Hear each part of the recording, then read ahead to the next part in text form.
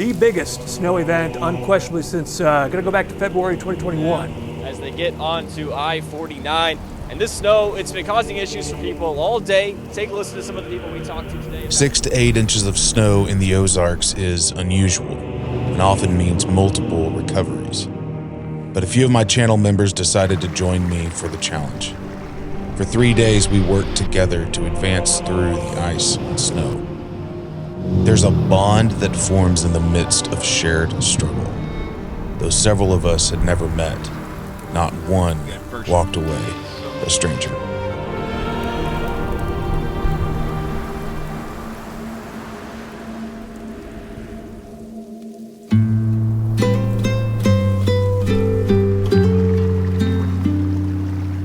Snowfall in the Ozarks has a magical quality. The flakes seem to float down from the heavens in slow motion, settling in a perfect dance over the land. As the snow accumulates, you really notice how the sounds of the forest change too. The usual rustle of leaves and calls of birds are muffled, replaced by a soft whisper of wind, the rolling crunch of snow beneath your tires. Last November, I started planning this one, my first ever members camping trip. Of course, I had no idea that it would fall on the same weekend as this weather. Some canceled. Others considered it to be a bad omen, but for me, it felt like a gift. I wasn't sure what to expect with this event. The whole notion of members on YouTube took me a few years to warm up to. It's humbling knowing that anyone is willing to give financially to support your content, and because of that, I find myself constantly looking for ways to give back. Ultimately, that's where the idea for this trip came from. It would be a 3-day adventure through the Ozarks led by yours truly. I pitched the idea in a members-only post. Soon the signups came in from Missouri, Oklahoma, Texas, even Nebraska. Most of us had never met. Our communication has been in YouTube's comments and community sections. It's a bit like rolling the dice in something like this. But I was excited, nonetheless. I came in solo and planned to meet the others at camp. I shared the coordinates and the details with the group. We planned to do a potluck-style dinner, set up a large community tent with a propane pit to get out of the wind, watching each rig pull into place. Some that I knew, others that I didn't. I felt optimistic, hopeful even, that the trip would be a success.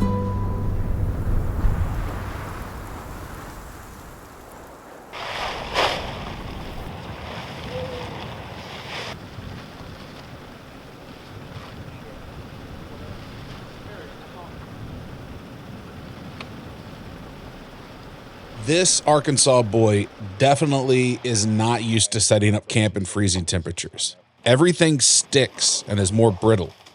I was having some issues with my ladder. It was struggling to extend, so, like any well-adjusted man would do, I kicked it a few times, and it broke. I emailed OpenRoad about my poor judgment, and they sent a new one free of charge. This is why I always say that customer service is as important as the product itself. Shout out to OpenRoad. It's really cold, and all of my cameras are freezing up and the batteries aren't happy with me. So I'm going to call this one a night. After setup and intros, we settled into camp. There's something about the extremes of combating icy cold with a burning fire. It's like picking a fight with Mother Nature.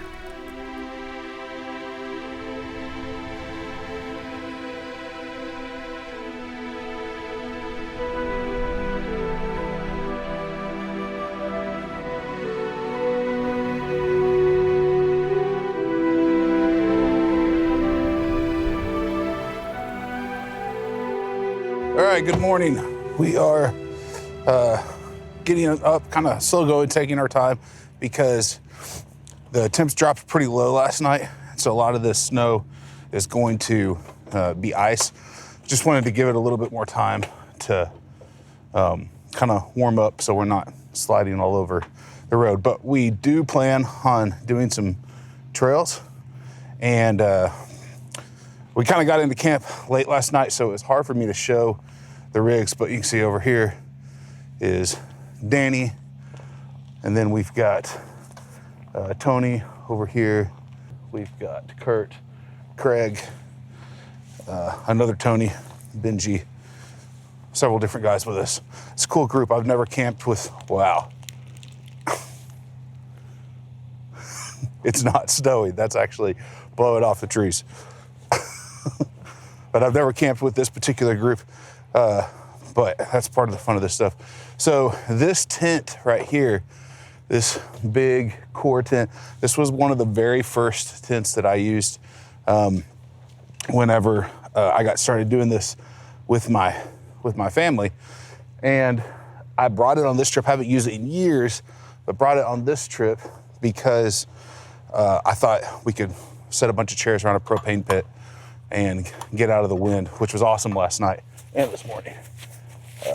So gonna leave this tent here and cross fingers, hope everyone's respectful, no one messes with our stuff, and see what we get into. And then we'll head back this way tomorrow or tonight to camp back here.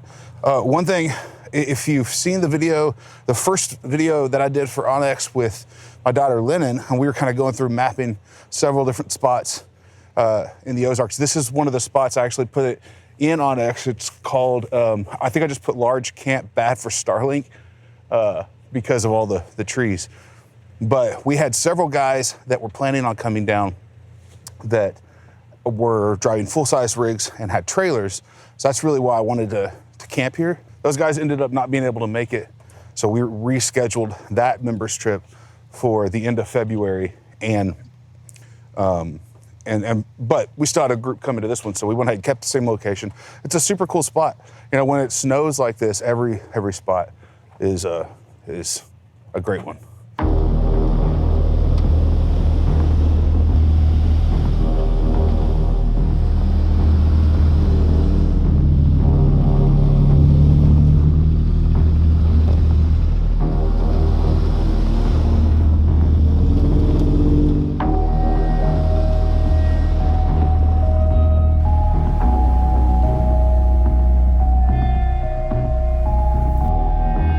Compressed snow on the trail was now ice, which can make even a forest service road difficult to pass. Additionally, we were climbing up Potato Knob Mountain. I've done this in the snow and ice once before and had to winch 5 times.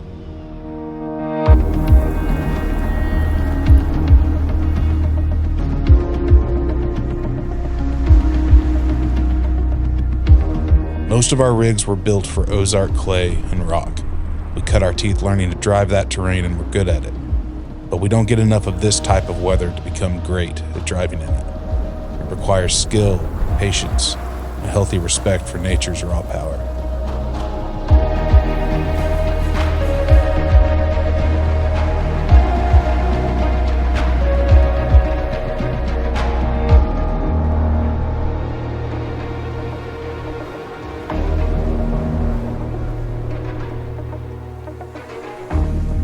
I misread the map, which meant all 8 rigs needed to turn around. The others stayed back as I went up the road looking for a wide level spot for everyone, but as the incline increased, traction became a struggle.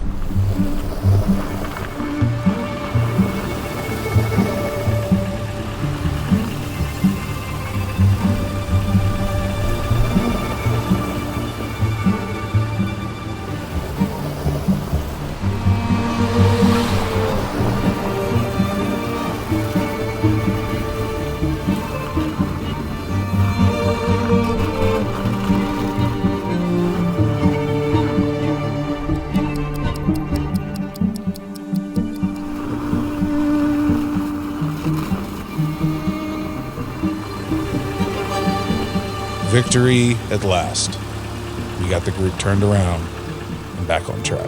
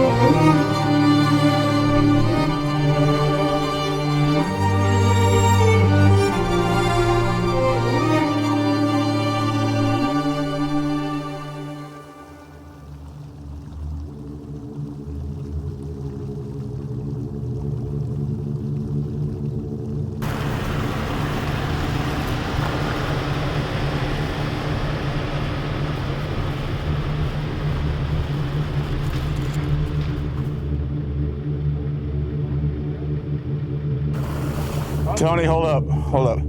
Your back tire isn't getting enough traction. It's almost off the ground. I think just to be safe, we should hook up to your rear and pull you back. All right, we got a little bit of a situation. We stopped to let some guys by, and Tony kind of slid off into a ditch. But I think the plan is right now we've got Tony hooked to my bumper, and then we've got him hooked to Danny's winch. The concern is just if he pulls up that he would tip because he's so off camber. We don't want that to happen. That's not what the Jeep's supposed to look like. I don't know if you guys noticed or not, but over there, a Tacoma is connected to him. Up on the hill, that's where they've got the snatch block going. That should give us stability we need. And Tony, I just want to say here on camera that you right now are hooked up to a Tacoma that is fixing to save the day. How does that feel? I'll take what I can get.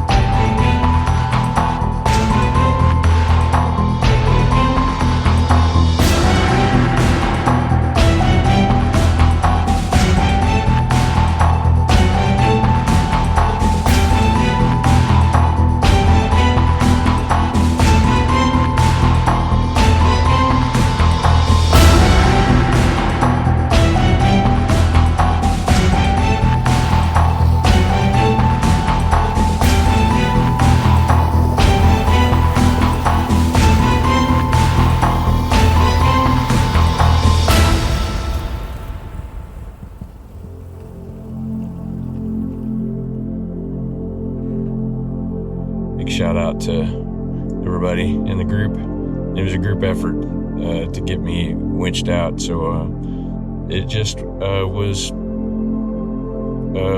too slick, basically, and I couldn't see what was underneath the snow, and I got off a little too far on the shoulder there. So anyway, it was a lot of fun. Those guys helped to keep me and my truck safe, and I really appreciate them. So anyway. There's something about facing adversity that forges bonds between men, especially, in a way nothing else really can. When a group of men confronts difficult obstacles together, something remarkable happens. The barriers between individuals break down, and in their place, shared experiences, trust, sense of camaraderie emerge. The struggle itself becomes the crucible where friendships are tested, refined, and ultimately strengthened. Men often approach the world with a certain guardedness, sometimes unwilling to show vulnerability, to express emotions beyond the surface, but in the heat of a struggle, when there's no choice but to rely on each other, that hard exterior can soften. So many of us live on an island in our minds.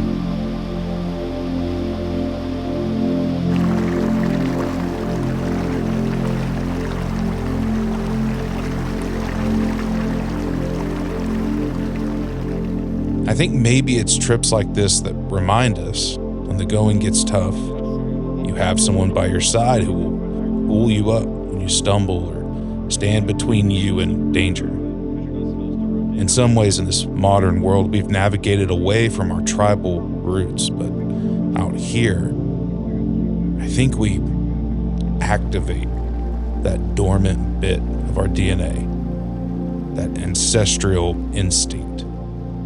And men become more than just individuals.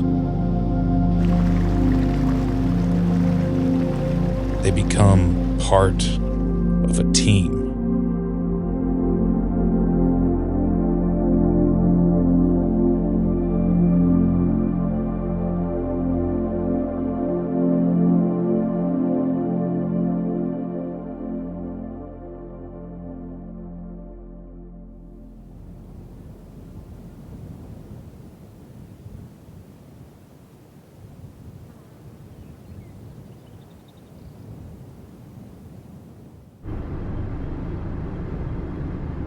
Our group split up and took 2 different routes back to camp.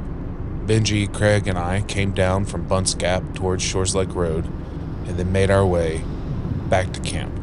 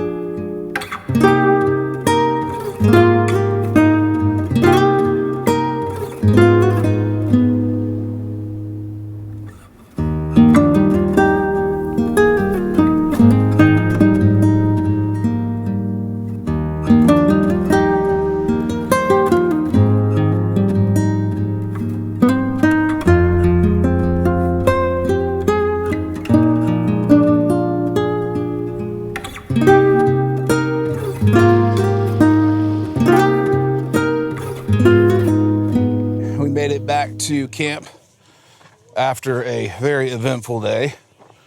Got to see some cool stuff. Thankfully, this guy in the background that you can't see is not still stuck on the side of the road. But this campsite smells so freaking good right now. And I gotta show you why. So something that I've learned about this particular individual is he don't eat bad at camp. We had a nice 3.5 pound tomahawk. That's about all that's left here. Got some jalapeno and cheddar, or smoked cheddar sausages, and that's your jalapenos you threw on there. I'm not gonna eat bad at camp. I enjoy cooking. Look at that. Let's just do it. Do it. Little jalapenos at camp. Little cream cheese, cheddar cheese, barbecue rub mixture. You want to pre-cook them at home so the jalapeno gets soft. So all you got to do is kind of char them on the griddle. I'm about to share a moment with you that I did not see coming. As we were sitting around the fire, laughing and telling stories, Andre, a man I had met less than 24 hours ago, asked to propose a toast. I grabbed my phone to capture the moment. I assumed it would be something humorous, crass, something I probably wouldn't have included in this video. But this is what he said. For my father that passed away in October, this 2024. So,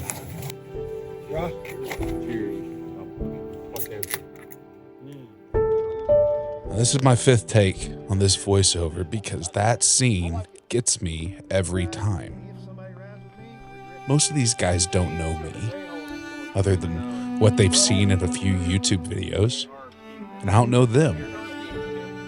But there's something about these wild spaces that bring us together.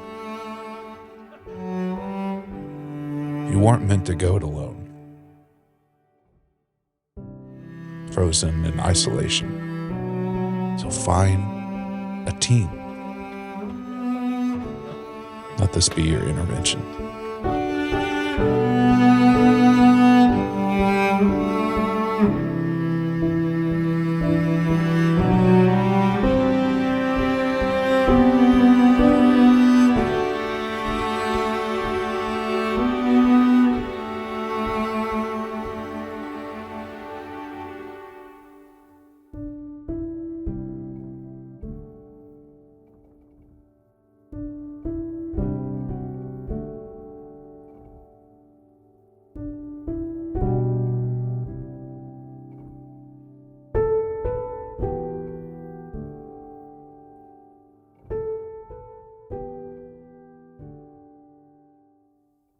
You know, sometimes you're just making an overland video, and other times it's something a lot more than that. And for me, this one was that. It was special, really special. I appreciate you guys watching this. If you made it to this point in the video, hit that like button if you enjoyed the video. Drop a comment down below. Let me know what you enjoyed. And if you're not a subscriber, consider hitting the subscribe button. It means a lot to me. It's free to you. And I really appreciate that. Now, we are doing another members trip. I mentioned this a couple times in the video, but we are doing another members trip at the end of February. So depending on when you watch this may or may not be relevant, but February of 25, doing another trip. And if you are interested in getting details about that trip or future trips, all you gotta do is hit the join button here on YouTube. Pick your tier, and then you'll have access to all the members only posts. That includes where we're going, when we're going there, the details of the trip. All you gotta do is hit the join button here on YouTube. Gotta do it on the desktop version of the site. Can't do it on the app. But hit join, pick your tier, and you'll get access to all that stuff. And if the trips aren't super interesting to you, but you just wanna support what we're doing, you can become a member as well. Speaking of members, I wanna give a special shout out to all of the members, those that were in this video and those that could not make it to this trip. I'll put your names up right over here. And you guys, you know, I couldn't do this without you. I couldn't do this as frequently, for sure, without you. You guys, the contributions that you make to the channel help me to put content out more regularly, cover stuff like food and fuel. And without y'all, I would be, you know, if you go back and look before I did members, I released much more infrequently. So you guys enable this content on a more regular basis. And thank you a lot. And also our sponsors, of course.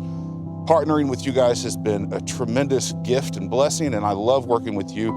Anchor and Onyx Offroad, Outback RV, and a new one as of this video, Midwest Adventure Outfitters. My buddy Benji opened a shop up in Crocker, Missouri, and he and I have talked, and he's decided to partner with BAKEROVERLAND, the channel, and so he is a new channel sponsor. Super stoked to be working with him, and more is gonna come out on that, so just stay tuned on that. Before I wrap this up, I want to give a little bit of context. Where'd the snow go? So I actually did shoot an outro when we were out doing this trip. I shot it down at Bayou Falls. And the upside and the downside to the snow is that it's so bright and beautiful that it becomes difficult to see on the camera whether things are in focus or not. And I got back and like all that footage was out of focus. And I almost used it anyways, but the perfectionist in me just couldn't do it. So I came out here to Lake Wilson. We're here in Fayetteville, and it's a couple days after the fact. Most of the snow has melted. So that's the BTS continuity issue that you may be noticing. I just couldn't use the out of focus stuff. Beautiful shot, not in focus, can't do it. But that's all for this one. Thanks again to each and every one of you. Really and sincerely appreciate you. And most importantly, remember, the more you camp, the less deer the aliens abduct.